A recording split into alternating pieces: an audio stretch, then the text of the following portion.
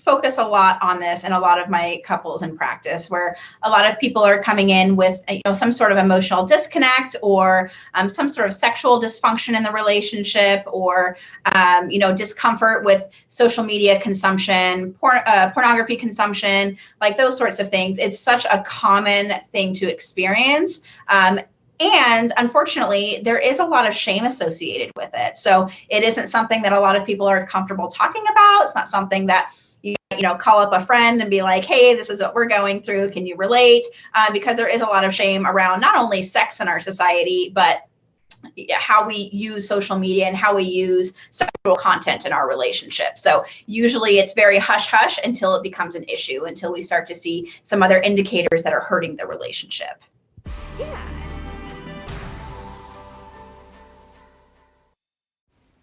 Hey y'all, Katie here with Mom Nation, and welcome to another episode of Our Love Story.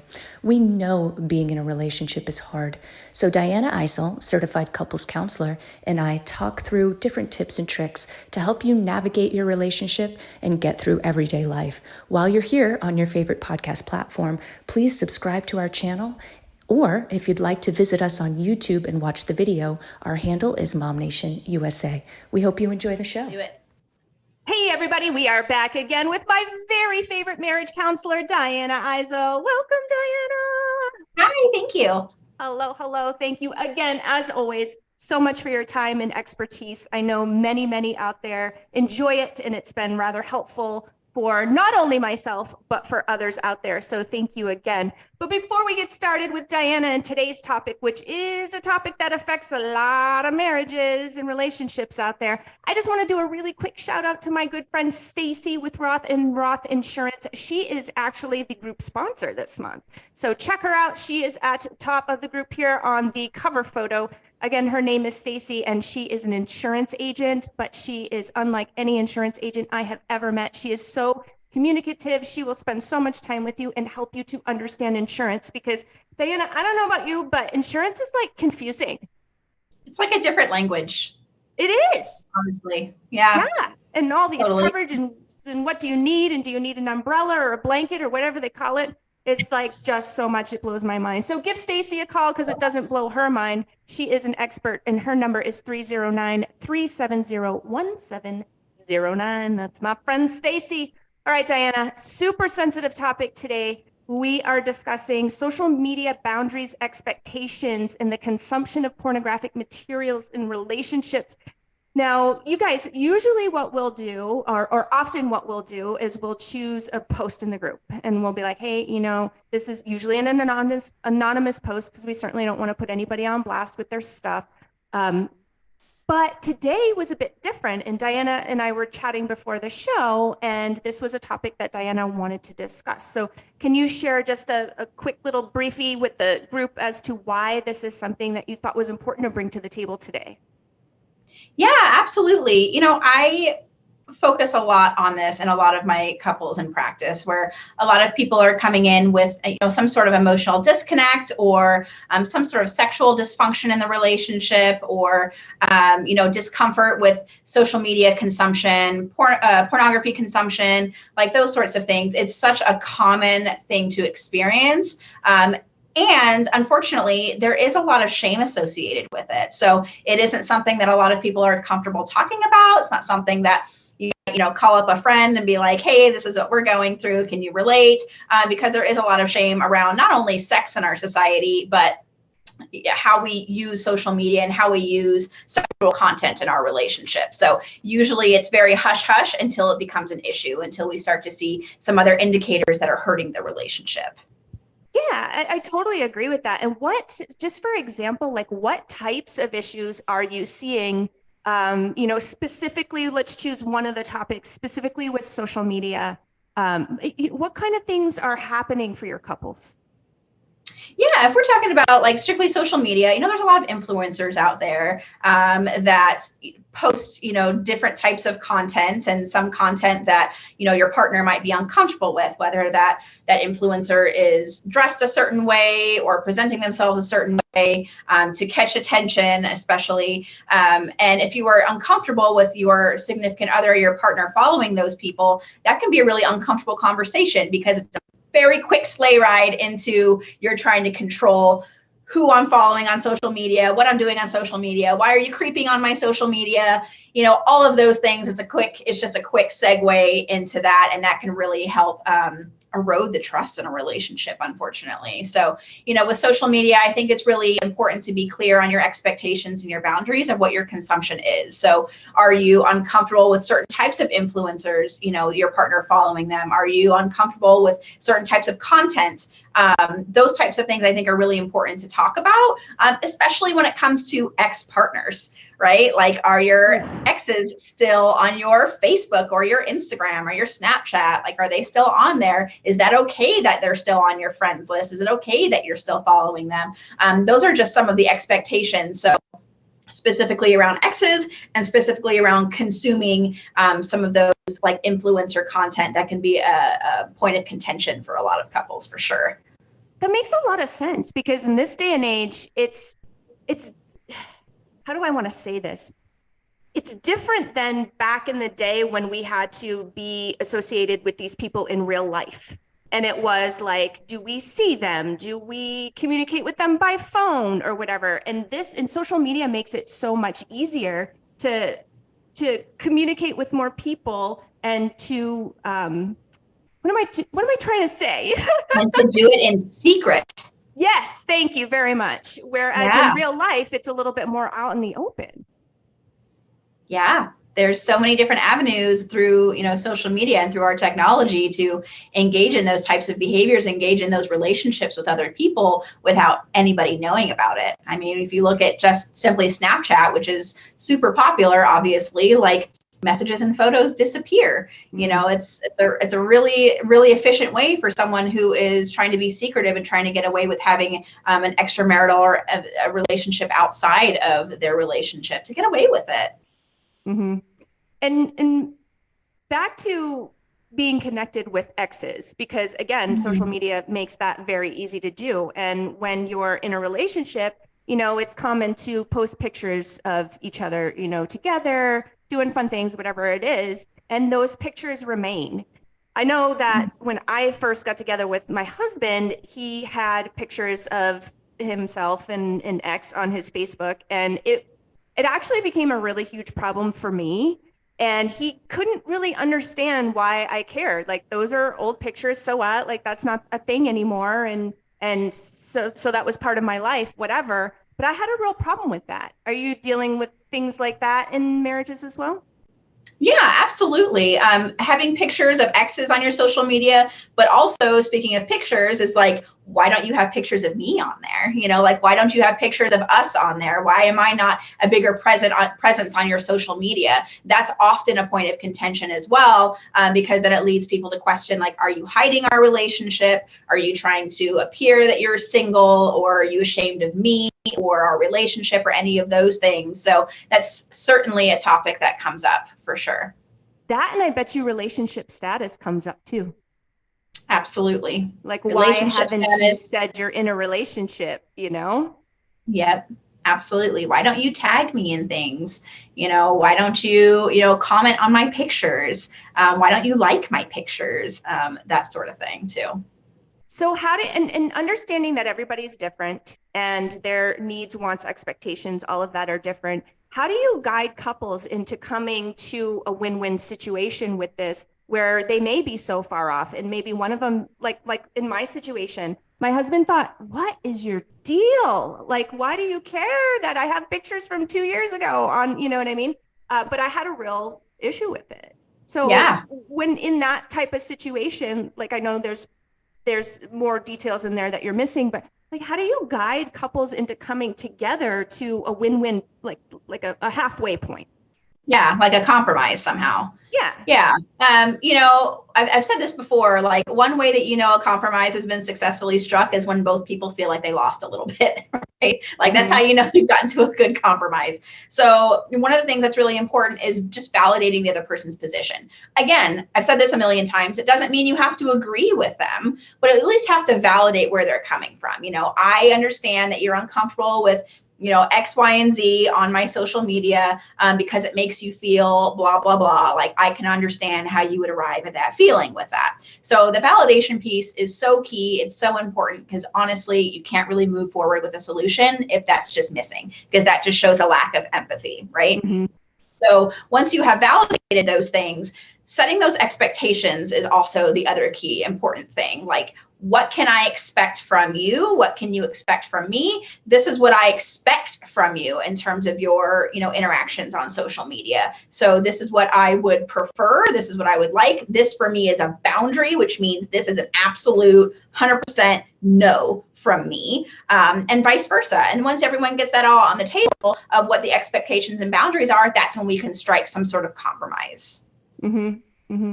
Do you find that this situation comes up at all where social media can be secretive, like we just discussed at the beginning of the show? It can be behind closed doors almost, and unbeknownst to your spouse or significant other. What about when the other spouse gets a hold of your device and starts creeping on it?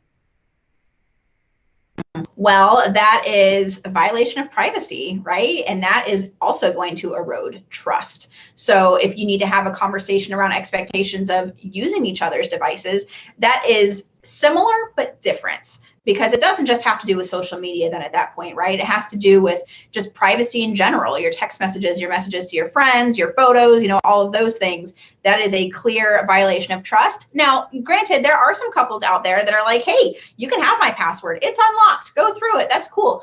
If both partners are 100% on board with that, cool. No problem. No discussion needed.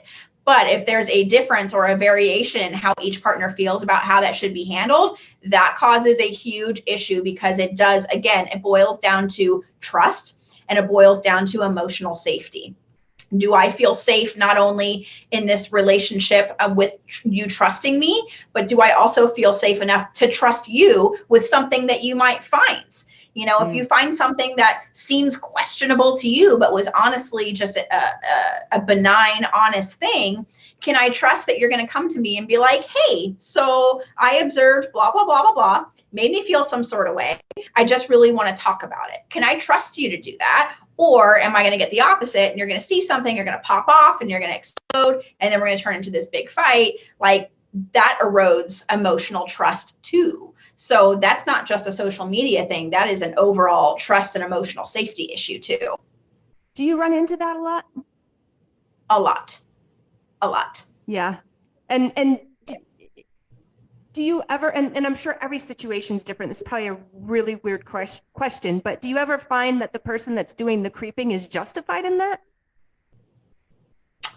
I think that again, to your point, like, everyone is different. But I do find a lot of times the person that's doing the creeping is usually the one that has done something dishonest themselves, either currently or in the past. Sometimes it's a projection of some of those behaviors onto your partner.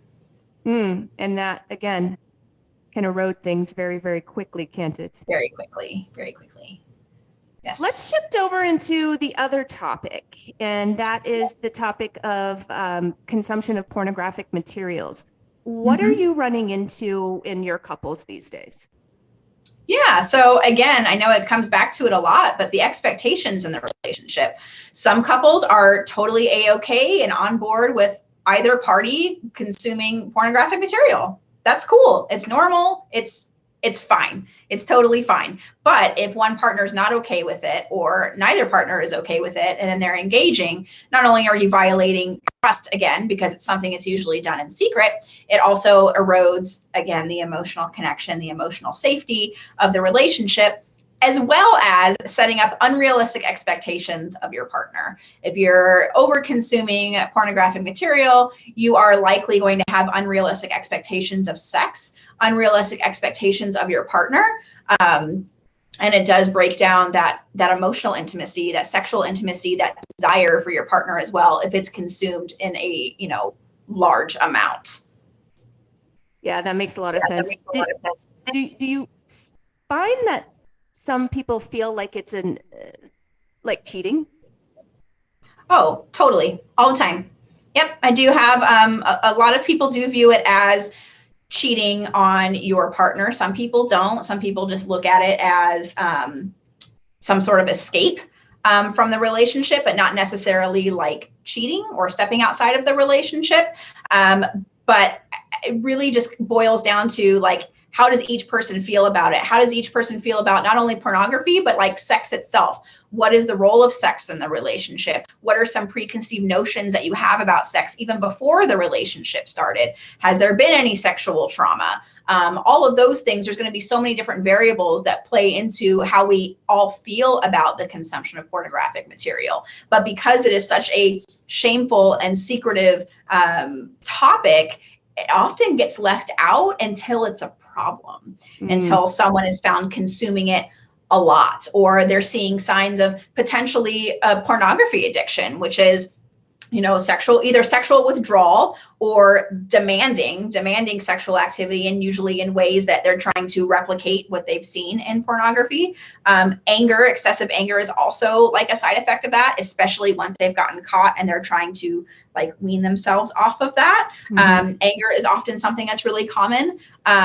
So any of those indicators usually come up after there's been a significant issue for a period of time. And then now we're trying to untangle why is it an issue? Why is there consumption in the first place? Are you feeling not getting what you need out of this relationship, either emotionally, sexually, otherwise? Why don't you feel comfortable talking to me about what you're not getting out of this relationship? So it's not just you're viewing other people having sex. Like, it's not just that. It's do you not find me attractive? Do you not trust me with your desires or your wants? Do you not trust that I'm willing to meet some of those things? Do you not feel connected to me in that way? You are able to engage in viewing other people in an unemotional way. Are you able to connect with me both sexually and emotionally? So there's all roads lead back to emotional, like almost every single time when it comes to pornography. So again, if all of those things are already starting to happen, all of those sort of indicators or signs of pornographic addiction, we're already pretty deep in, for sure. What are some of those signs? If you could give examples of a healthy relationship with it, I don't know if that's a thing, versus an unhealthy relationship with it. Yeah. Ideally, in a healthy relationship with pornography, both people know that there's some sort of consumption. Like, I know about it. Maybe I don't want to see it. Like, maybe I don't want to be present. But I know that you're watching it. Or some couples will watch it together. Again, it's cool. Everyone is like, it's out in the open. It's honest. It's not secretive. Now, if you start getting into feeling less attraction towards your partner, that's obviously a problem. Being more demanding of sexual activity or more demanding of your partner to do things that maybe you guys weren't doing before. If you are losing money. So if you're spending money on different pornographic material online, so you're finding things in your bank statements, or you're aware of your partner spending a lot of money on it. Again, anger is also a very common theme with people who view a lot of pornographic material, because it is a time suck. When you are deep into that sort of addiction, it's just like anything else. It's a time suck. You have to still keep going to it. And so that can cause some anger if you're not able to like have that met. You know what I mean? So emotional withdrawal is also another indication of that too. So if you're withdrawing from your partner emotionally and sexually, that's usually an indicator that something's going on as well. What does recovery look like from that? If somebody's like, hey, all right, I've got a problem. Like, I need to make this more of a healthy thing in my life, because it is super time consuming. It's taking them away from their family. They're spending funds that they maybe don't have, or putting their family in a financial position because of it. What does that look like? Yeah, absolutely. So in conjunction with, couples counseling, the person who has the addiction, it really has to go and do their own individual work as well.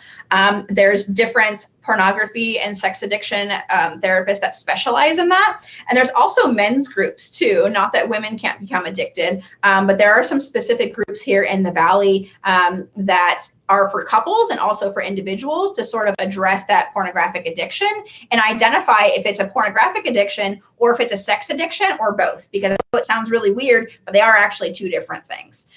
So those groups and those therapists can kind of dig to the bottom of the schema that person has created about their attitudes towards sex and pornography in order to move forward and heal the relationship. First starts with that individual and then healing the relationship from there.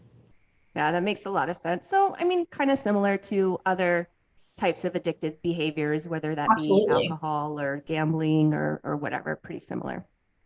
Absolutely. Is getting to the root of the behavior. Why is it happening? Right. Why is it playing a role in my life? Where does this come from? Having a really good understanding of where that originates from. And that's hard work, man. That's hard work because, again, there is so much shame around it that it's hard to come around and say, like, man, I think I have a problem. I think not only is this affecting my relationship, but it's affecting me as an individual too. And like, I deserve more. I deserve to be more at peace in my life. I deserve to have healthy relationships with people in my life. You know what I mean? It's hard work to come around and accept that accountability and try to get help for it. So if you're in that position, just know that is the hardest part, is really digging into that, getting started, and then healing the relationship from there. But often the person that's been hurt in the relationship by the consumption of that material or even social media, the thing that they want most is the empathy and the validation and the commitment to do different. So once you have those things and you're doing your individual work on your own, couples counseling becomes so much easier because that other person feels heard and they feel validated. Yeah, that makes a lot of sense. Is there anything else about either topic that you wish to share, or do you think we covered that pretty well? I think today we did a really great overview of some of those issues that people that are listening or watching could be experiencing in their relationship. But there's so many one-offs, there's so many exceptions, there's so many differences and dynamics of relationships and things like that. So, if you're ever in doubt, certainly, reach out. I hope that you're in a position that you can talk to your partner about it. But if you can't, reach out to a professional, whether it be me or your individual counselor or anybody. Reach out, ask some questions, and start finding some solutions for you. Yeah, absolutely. And I would love to revisit the topic again, Dyanna. And I would like to encourage everybody out there, maybe, if this really hits home, if you do have specific situations, if you do have specific questions, like Dyanna mentioned, you can either reach out privately to Dyanna. I've got her link here in the show notes, or you can reach out to me and ask those questions so that you can do it kind of anonymous style. I know that it can be a very, very sensitive topic or sensitive subject for most, and we will gladly revisit the topic and get some of those questions answered. Absolutely. I think that would be amazing. Me too, because I agree. This is an overview and we can go much deeper into both of these subjects. And I think it's important to do so. Me too. If you guys would like to catch any of our previous shows, hop on over to our YouTube channel. It is at Mom Nation USA. That is our handle. Scroll down just a little bit to our love story Q&A with a couples counselor. That is our playlist. And you can see we've done a lot of shows, Dyanna. Yeah. You can see all of our previous shows. If you are more of the audio version, you like the podcast, maybe you run a lot, bike a lot, drive a lot, go ahead to your favorite podcast platform and do a quick search for Mom Nation Talk Radio and do the little, hit the bell to subscribe, download the episodes, get notifications, that kind of thing. So that way, when we have a new episode. All right, Dyanna, thank you so much. Thank you. Bye.